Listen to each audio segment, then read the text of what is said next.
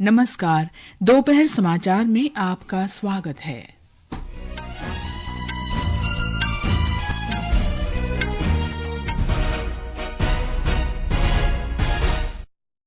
National conference के नेता उमर अब्दुल्ला ने जम्मू कश्मीर के मुख्यमंत्री के रूप में शपथ ली। नायब सिंह सैनी हरियाणा में भाजपा विधायक दल के नेता चुने गए। वे कल मुख्यमंत्री पद की शपथ लेंगे।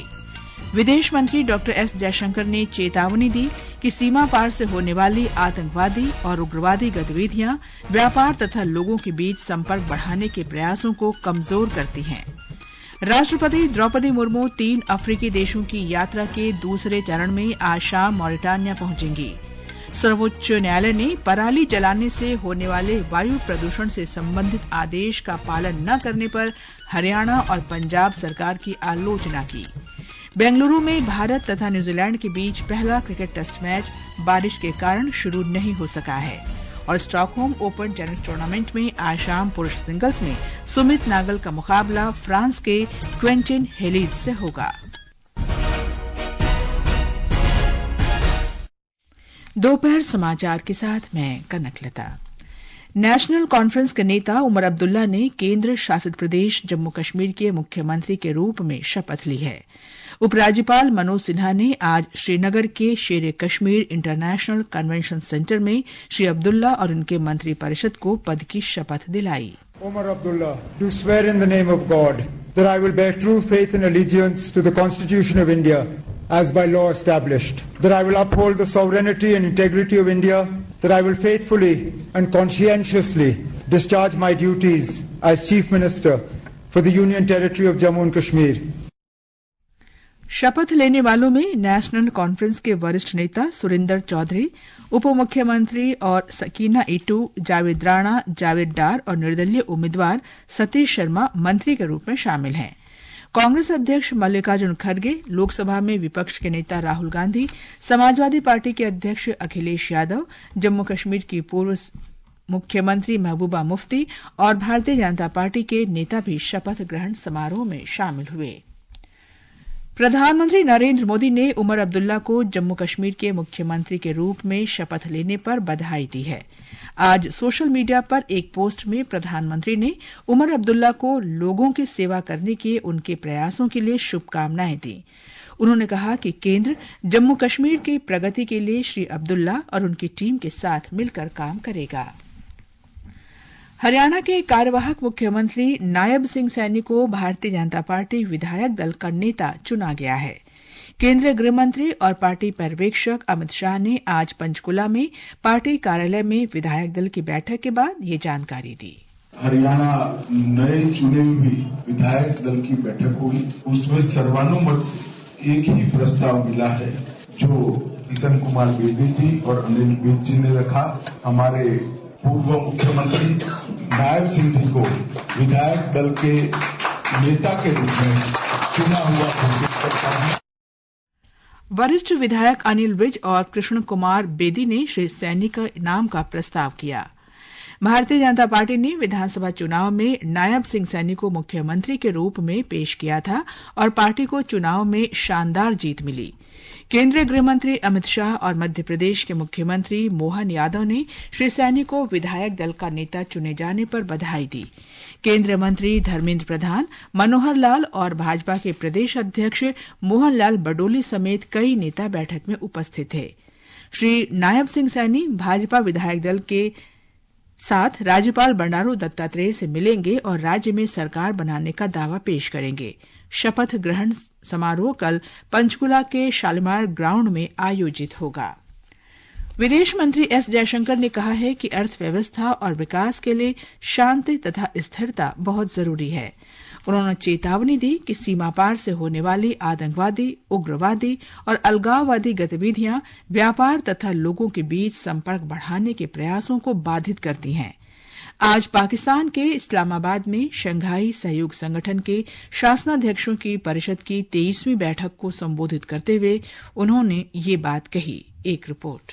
विदेश मंत्री ने बताया कि जलवायु की प्रतिकूल परिस्थितियां, आपूर्ति श्रृंखला की अनिश्चितताएं और वित्तीय उथल-पुथल से दुनिया भर में विकास और वृद्धि की गतिविधियां पहले से ही प्रभावित हो रही हैं। उन्होंने कहा कि देशों के बीच सहयोग, परस्पर सम्मान, संप्रभुता का आदर और भौगोलिक अखंडता की मान्यता पर आधारित होना चाहिए। डॉक्टर जयशंकर ने शंघाई सहयोग संगठन की व्यवस्था में भारत के वैश्विक प्रयासों के महत्व का भी उल्लेख किया। डॉक्टर जयशंकर ने संयुक्त राष्ट्र सुरक्षा परिषद में व्यापक सुधार लाने की भी पैरवी की। उन्होंने कहा कि संयुक्त राष्ट्र की विश्वसनीयता और उसकी प्रभावशाली भूमिका व्यापक सुधारों से विकासशील देशों का समुचित प्रतिनिधित्व सुनिश्चित करने पर निर्भर करेगी। भूपेंद्र की रिपोर्ट के साथ समाचार कक्ष से सरफिरोजी।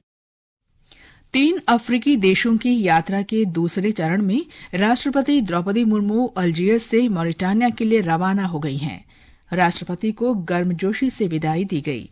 उन्हें People's Democratic Republic of Algeria के प्रधानमंत्री नादिर लारबोई और अन्य उच्च अधिकारियों ने विदाई दी। मॉरिटानिया की अपनी 1 दिवसीय यात्रा के दौरान राष्ट्रपति मुर्मू मॉरिटानिया के नेतृत्व के साथ द्विपक्षीय बैठकें करेंगी और भारतीय प्रवासियों से बातचीत करेंगी।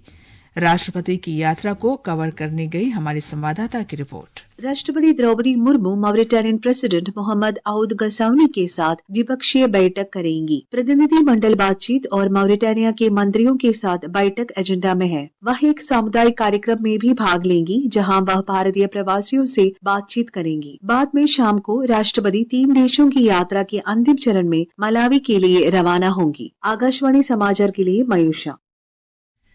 केंद्रीय वित्त और कॉरपोरेट मामलों की मंत्री निर्मला सीतारामन आज मैक्सिको और अमेरिका की 2 देशों की यात्रा पर रवाना होंगी।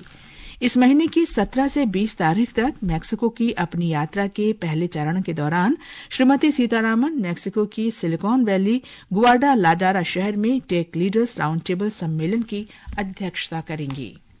ये समाचार हमारी वेबसाइट www.newsonair.gov.in और हमारे न्यूज ऑन एआईआर ऐप पर भी उपलब्ध हैं। दोपहर समाचार में आपका फिर स्वागत है।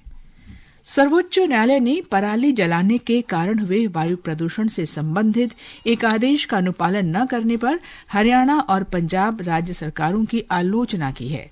न्यायमूर्ति अभय एस ओका की अध्यक्षता वाली पीठ ने आज वायु गुणवत्ता प्रबंधन आयोग CAQM को उल्लंघनकर्ताओं के खिलाफ कार्रवाई करने में विफल हरियाणा सरकार के अधिकारियों के विरुद्ध दंडात्मक कार्रवाई करने का निर्देश दिया।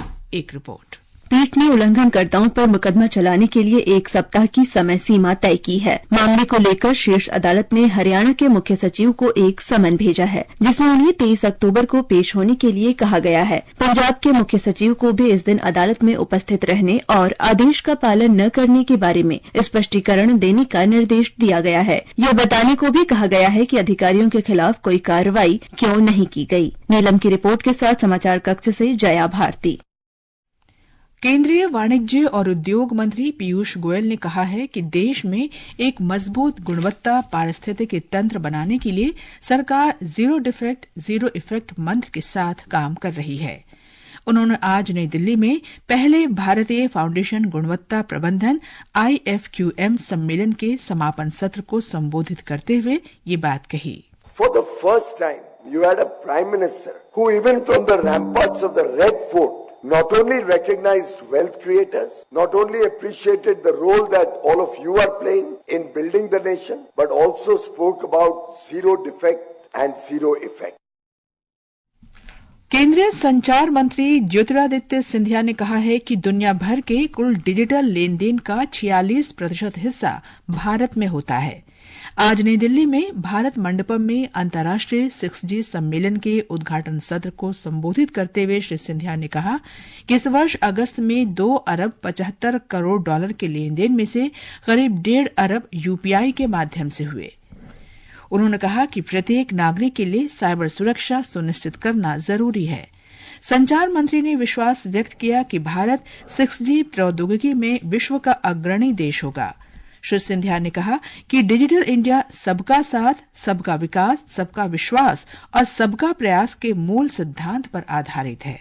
The Prime Minister's two imperatives while talking about a digital world, a digital India, are based on the fundamental premises of Sabka Saath, Sabka Vishwas, Sabka Vikas and Sabka Prayas. And the best example of that is that India's innovation in her resolve and in her march of digital India. विश्व दूरसंचार मानकीकरण सभा 2024 नई दिल्ली के भारत मंडपम में चल रही है। विश्व दूरसंचार मानकीकरण सभा अंतर्राष्ट्रीय दूरसंचार संघ डिजिटल प्रौद्योगिकी के लिए संयुक्त राष्ट्र एजेंसी के मानकीकरण कार्य के लिए शासी सम्मेलन है। ये सम्मेलन हर 4 साल में आयोजित किया जाता है। ये पहली बार है कि अंतर्राष्ट्रीय दूरसंचार संघ ITU और विश्व दूरसंचार मानकीकरण सभा WTSA का आयोजन भारत तथा एशिया प्रशांत में किया जा रहा है। ब्यौरा हमारे संवाददाता से। यह अंतर्राष्ट्रीय आयोजन भारत को वैश्विक दूरसंचार एजेंडे और भविष्य की तकनीक को दिशा देने में एक महत्वपूर्ण भूमिका निभाने का अवसर प्रदान कर रहा है। साथ ही भारतीय स्टार्टअप को बौद्धिक संपदा अधिकार से जुड़े महत्वपूर्ण पहलुओं को समझने में मदद पहुंचाएगा। आकाशवाणी समाचार से बातचीत करते हुए जर्मनी से आई एक प्रतिभागी अनीता डोहलर ने कहा कि आने वाले समय में भारत वैश्विक दूरसंचार बाजार में महत्वपूर्ण भूमिका निभाएगा, क्योंकि यह दुनिया का दूसरा सबसे बड़ा मोबाइल बाजार है। With India having achieved so many developments in the last years, and I think it will be extremely important for everyone globally to work together going forward, and India definitely will play a significant role, for instance having the second largest mobile network already installed, and we look forward to collaborate. घाना से आई एक अन्य प्रतिभागी नाना आकोसुआ ने कहा कि भारत दूरसंचार क्षेत्र में एक बड़ी शक्ति है और इसके पास दुनिया को देने के लिए बहुत कुछ है। And I think this is a very important meeting. We are going to make standards. This is where we have a lot of regulators, all the telecom giants here. So all outstanding issues that we want to have for the next 4 years with regards to standardization. इस 10 दिवसीय वैश्विक कार्यक्रम के दौरान दूरसंचार उद्योग की आवश्यकताओं और भविष्य पर आधारित विषयों पर कई सत्र आयोजित किए जाएंगे। इनमें नवाचार को लेकर भविष्य के विभिन्न पहलुओं पर चर्चा, ऑडियो विजुअल मीडिया से जुड़े विषय, डेटा सुरक्षा और डिजिटल विभाजन की चुनौतियों से जुड़े विषय शामिल हैं। दीपेंद्र कुमार, आकाशवाणी समाचार, दिल्ली। इंडिया मोबाइल कांग्रेस का 8वां संस्करण नई दिल्ली में आयोजित किया जा रहा है। 4 दिवसीय कार्यक्रम में भारत के नवाचार पारिस्थितिकी तंत्र को प्रदर्शित किया जा रहा है। भारत का सेमीकंडक्टर बाजार 2030 तक $100 अरब को पार करने के लिए तैयार है। यह वृद्धि मजबूत मांग और उत्पादन से जुड़ी प्रोत्साहन योजना जैसे सरकारी प्रयासों का परिणाम है। India electronics and semiconductor association और काउंटर पॉइंट रिसर्च की एक रिपोर्ट के अनुसार मोबाइल हैंडसेट और आईटी क्षेत्र 75% से अधिक राजस्व में योगदान देकर बाजार में सबसे आगे हैं। प्रधानमंत्री नरेंद्र मोदी ने आज भाजपा के राष्ट्रीय अध्यक्ष जेपी नड्डा की उपस्थिति में सक्रिय सदाशयता अभियान की शुरुआत की। एक सोशल मीडिया पोस्ट में श्री मोदी ने कहा कि पार्टी कार्यकर्ता के रूप में उन्हें पहला सक्रिय सदस्य बनने पर गर्व है। उन्होंने कहा कि एक आंदोलन है जो जमीनी स्तर पर भाजपा को और मजबूत करेगा तथा राष्ट्रीय प्रगति के लिए पार्टी कार्यकर्ताओं का प्रभावी योगदान सुनिश्चित करेगा। ये समाचार आकाशवाणी से प्रसारित किए जा रहे हैं। ये आकाशवाणी है। बेंगलुरु में भारत और न्यूजीलैंड के बीच 3 मैचों की श्रृंखला के पहले क्रिकेट टेस्ट मैच बारिश के कारण शुरू नहीं हो सका है। भारत आईसीसी विश्व टेस्ट चैंपियनशिप की अंक तालिका में शीर्ष पर है। स्टॉकहोम ओपन टेनिस टूर्नामेंट के पुरुष सिंगल्स के पहले राउंड में शीर्ष भारतीय खिलाड़ी सुमित नागल का मुकाबला आज शाम फ्रांस के क्वेंटिन हेलिज से होगा। मैच भारतीय समय के अनुसार शाम 4:50 पर शुरू होगा। अंत में मुख्य समाचार एक बार फिर। नेशनल कॉन्फ्रेंस के नेता उमर अब्दुल्ला ने जम्मू कश्मीर के मुख्यमंत्री के रूप में शपथ ली। नायब सिंह सैनी हरियाणा में भाजपा विधायक दल के नेता चुने गए। वे कल मुख्यमंत्री पद की शपथ लेंगे। विदेश मंत्री डॉक्टर एस जयशंकर ने चेतावनी दी कि सीमा पार से होने वाली आतंकवादी और उग्रवादी गतिविधियां व्यापार तथा लोगों के बीच संपर्क बढ़ाने के प्रयासों को कमजोर करती हैं। राष्ट्रपति द्रौपदी मुर्मू 3 अफ्रीकी देशों की यात्रा के दूसरे चरण में आज शाम मॉरिटानिया पहुंचेंगी। सर्वोच्च न्यायालय ने पराली जलाने से होने वाले वायु प्रदूषण से संबंधित आदेश का पालन न करने पर हरियाणा और पंजाब सरकार की आलोचना की। बेंगलुरु में भारत और न्यूजीलैंड के बीच पहला क्रिकेट टेस्ट मैच बारिश के कारण शुरू नहीं हो सका है। इसके साथ ही दोपहर समाचार का ये अंक समाप्त हुआ। नमस्कार।